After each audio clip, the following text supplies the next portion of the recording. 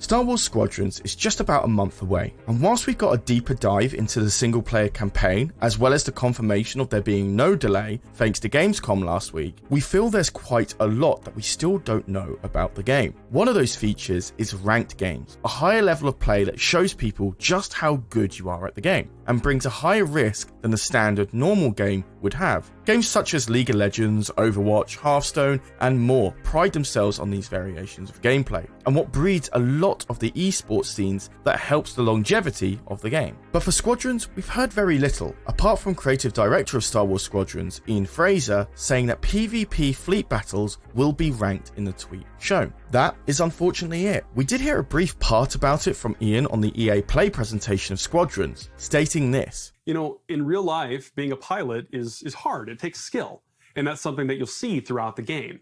You know, as you start off playing, it's pretty straightforward, fly around, shoot your lasers.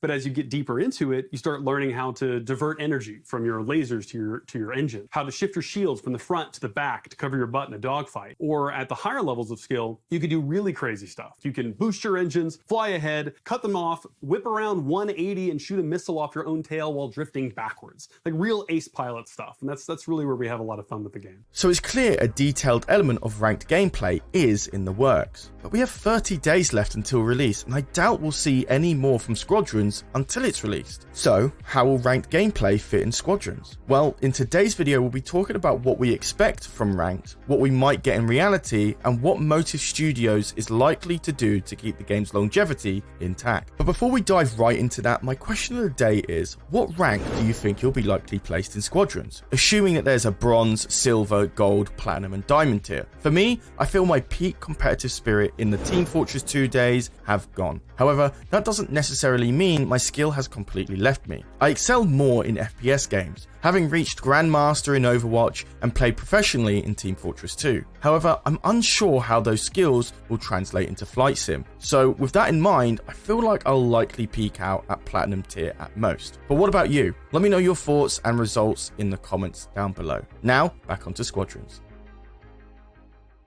I've had an odd experience with rank, from the community-driven days of Highlander competitive play in Team Fortress 2 to the fully decked-out League of Legends ranking system. So for Squadrons, I expect there to be a certain amount of features and controls on launch, something that fits somewhere in the middle. But looking back at the tweet by Ian Fraser, something tells me ranked fleet battles might be the main gameplay, something akin to Clash Royale, rather than the option to simply play casual in Overwatch or League of Legends. Personally, I hope not. I would like to play PvP fleet battles casually with friends, and it's what I would most likely expect as well. For the features I expect to come with the game on release are things like AFK detection, the ability to vote surrender your game, and thus hopefully not throwing new players into ongoing games. It was like the worst thing for Overwatch personally. Riot Games are probably one of the best companies for micromanaging and detecting players who are purposely throwing, being toxic, or straight up soft AFKing to avoid punishment. I really doubt those tools will be there from the get-go for Squadrons, but I think it really comes down to how popular the game will be from launch up until somewhere in 2021. But that's just my theory. As mentioned before, we have very little information on this, and thus we're relying purely on educated guesses. On to something a little more positive, I'm expecting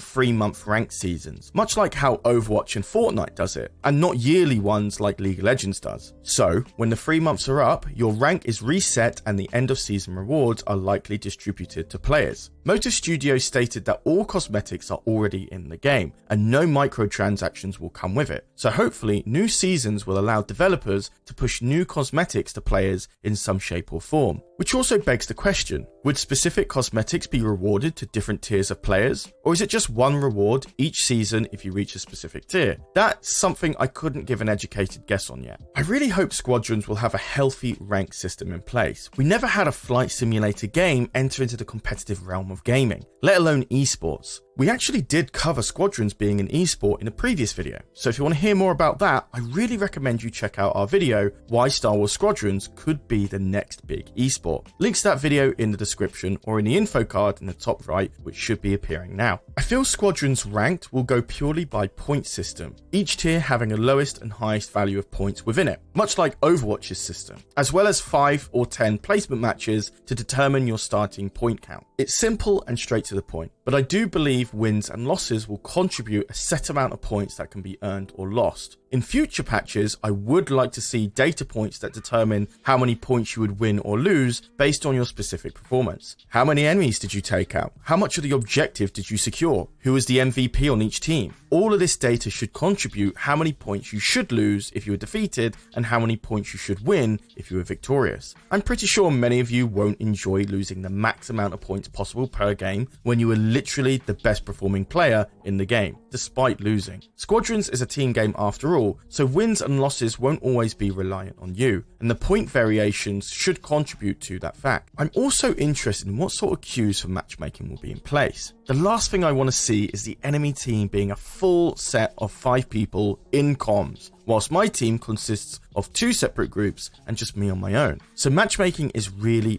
important here to ensure a balanced game between players. Perhaps they might take a League of Legends route and allow solo queuing for people who are playing alone and group queuing for people who want to team up with their friends. While Squadrons is an online multiplayer, not everyone will have friends to play with, and I think it's important to not punish those players. So to conclude, we know a rank system is coming to Squadrons. How detailed? We do not know at this moment. During the Gamescom stream, I was expecting a bit more from Squadrons. I was expecting the single player campaign breakdown and the Squadrons rank system. Unfortunately, we only got one of the two, and now there is only a month left until its launch, and I'm not expecting any more details to come out until mere days before the launch or on launch day. So it leaves a lot of questions up in the air for competitive players. This is one of the first mainstream flight sims that offer a strong online competitive mode with a potential for esports. And with Squadrons mostly focusing on the multiplayer aspect of the game, it begs the question of just how much detail is exactly going into the ranked ecosystem. I do expect the basics such as skilled matchmaking, AFK detection and anti-cheat systems, but beyond that is up for speculation. I wish I could offer more on this, but for now it seems well hidden behind tightly closed doors. But that doesn't mean I'm not optimistic for the type of gameplay. I am. And I expect many great things from it too. Just see how it plays out on launch. But that does lead us to the end of the video. Let me know all your thoughts in the comments down below,